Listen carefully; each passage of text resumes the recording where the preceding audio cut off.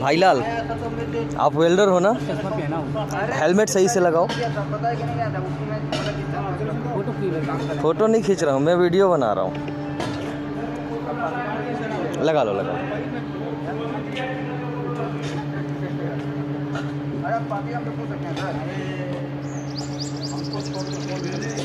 बिल्कुल अभी सही है, हमेशा ऐसे ही पहनना है, पहन के काम करना है, नहीं तो फेस शील्ड लगा लेना है सीधा सिंपल, है ना? पहनता हूँ ना। Okay good.